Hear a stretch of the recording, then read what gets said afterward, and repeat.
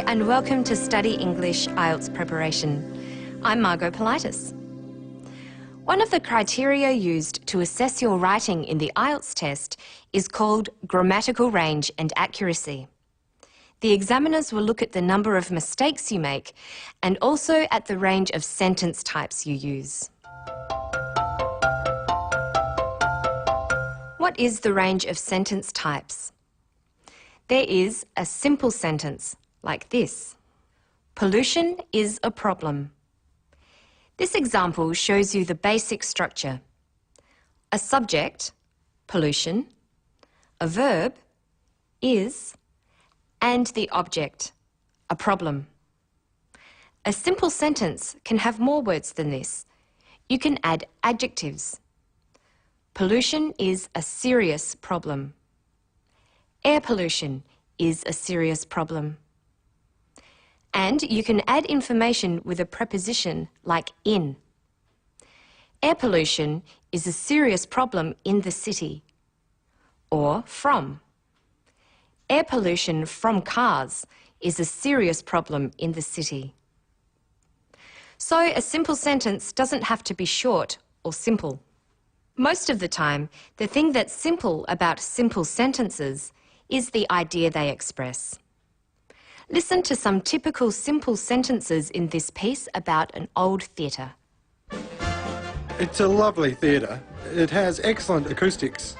It's a classic three-tiered horseshoe-shaped auditorium. You tend to use simple sentences for straightforward information. It is a lovely theatre to work in. It has excellent acoustics. You can add detail, but the idea is not complicated. Listen again. It's a classic three-tiered horseshoe-shaped auditorium. But it's best to use a variety of sentence types and not just a list of simple sentences. Listen to this. The foundation stone was laid in 1834 and the theatre opened in 1837. You can join two simple sentences together with and. The two sentences are, the foundation stone was laid in 1834. The theatre opened in 1837. Joining them with and gives you a compound sentence. Listen again. The foundation stone was laid in 1834 and the theatre opened in 1837. But what type of sentence do you use if you want to say something a little more complicated? Listen. Although the Theatre Royal has some disadvantages, such as the columns, which people don't like sitting behind, it still has atmosphere. This sort of sentence is called a complex sentence. A complex sentence isn't just two sentences joined together. Some parts of a complex sentence might not be a complete idea. For instance, the first part of this sentence is quite long with a subject, verb, and object, but it isn't complete. Although the Theatre Royal has some disadvantages, such as the columns, which people don't like sitting behind, that doesn't express a complete thought. It needs a simple sentence to finish it. it still has atmosphere. If you take the detail out, you have a structure like this.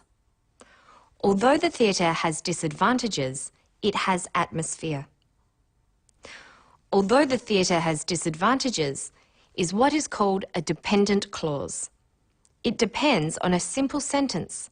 It has atmosphere to become complete and form a complex sentence. Here is another complex sentence. When you stand in the middle of the stage, you can talk to everybody. When you stand in the middle of the stage. That's a dependent clause. It needs another simple sentence or independent clause to make sense. When you stand in the middle of the stage, you can talk to everybody.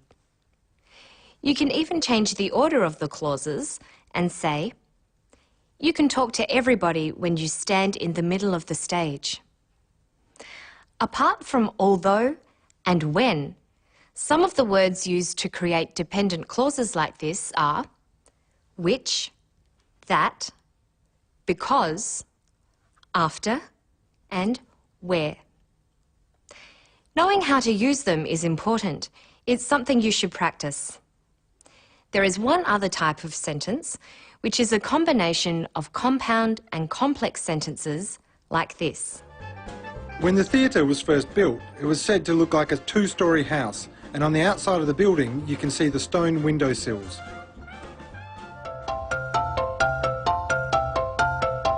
Normally, people use a range of sentence types, as we've seen with the man talking about the theatre. It's your ability to use these various sentence types that the examiners notice. Listen as he finishes with a complex sentence, a simple sentence, and a complex compound sentence.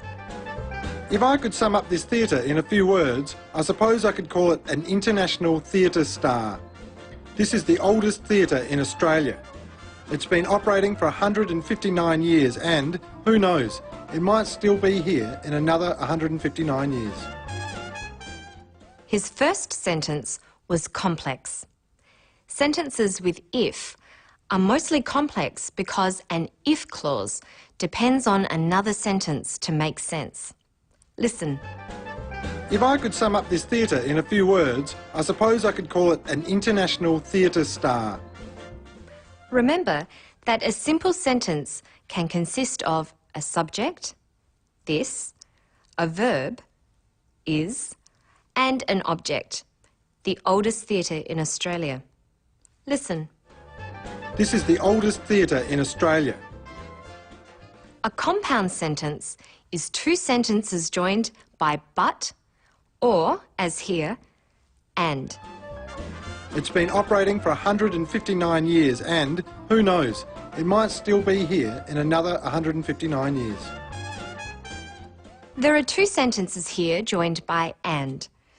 The second part is complex with the dependent clause, who knows. Who knows, it might still be here in another 159 years. So we've seen what can go right. What can go wrong?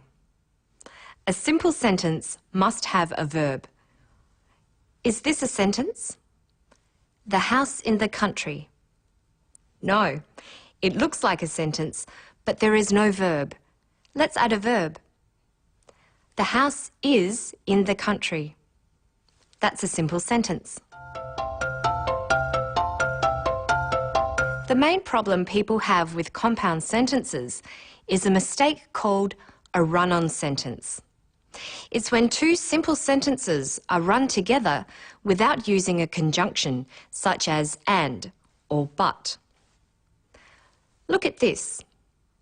The theatre is small. It is beautiful. That's a run-on sentence. It's either two simple sentences, the theatre is small, it is beautiful, or it's a compound sentence. The theatre is small, but it is beautiful. So let's recap. A simple sentence is basically a subject, pollution, a verb, is, and an object, a problem. It's also called an independent clause. A compound sentence is two independent clauses joined by a conjunction such as and, but, or so. A complex sentence is a combination of a dependent clause or clauses with an independent clause. It's a good way to express some of your ideas in an essay. Be careful. Using too many simple sentences can make your writing choppy and dull, and too many long sentences can make it difficult to follow your ideas. So use both. That's all for now. To find more information about sentence types, visit our Study English website. Good luck with your studies.